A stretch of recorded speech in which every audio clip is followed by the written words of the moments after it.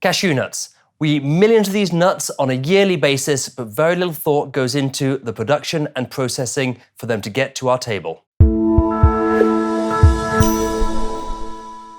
Hi, I'm Richard Watts, founder of HR Maritime, and welcome back to Commodity Brief.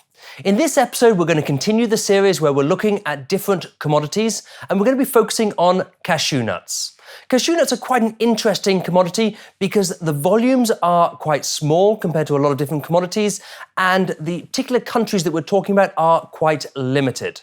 So when we're looking at cashew nuts, basically this is the cashew tree, and the fruit is made up of two parts. You have the top, which is the apple, and then you have the nut itself. So cashew nuts originated in Brazil. They were brought over to India and East Africa in about the 16th century. And then, as we can see from this image here, the trade is made up of two parts. Basically, the first part is how we actually produce, harvest, and sell them. And so this is the first stage, and then we have the processing.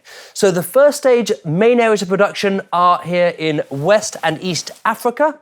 And we then have the production predominantly in Vietnam and also in India. And so this is the processing that's done in Vietnam and India.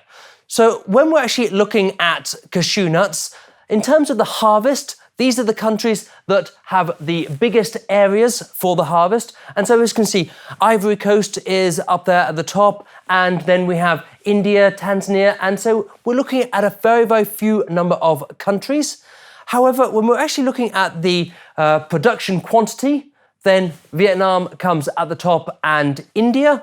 And when we move on to having a look at the consumption, India consumes the largest quantities, followed by United States, which consumes about a half of these quantities. So it's very interesting because the cycle is quite unusual. So in terms of trading, there is one very, very large trading company that dominates the market, Olam International, and so they are very, very present in Africa, in West Africa in particular, and they handle a lot of different commodities but are very big into cashew nuts. It's also one of those trades where there are a lot of very small trading companies involved, because when you buy it, you essentially have to buy it inland in West Africa. You have to often offer some kind of prepayment, and so you need to have a good presence locally.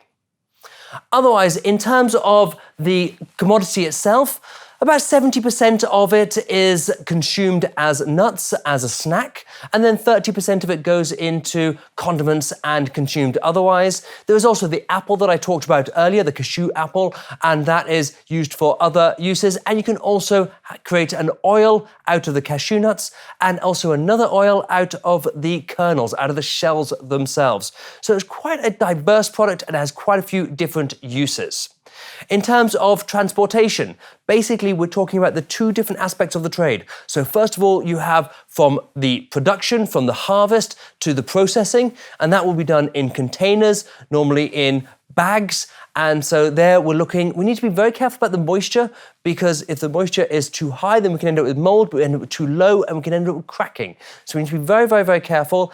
And then once they have been processed, they are normally vacuum sealed in bags, either plastic bags or in tins, in order to be transported, because then they have quite a short stale life. If they are exposed to air, then they can end up going stale.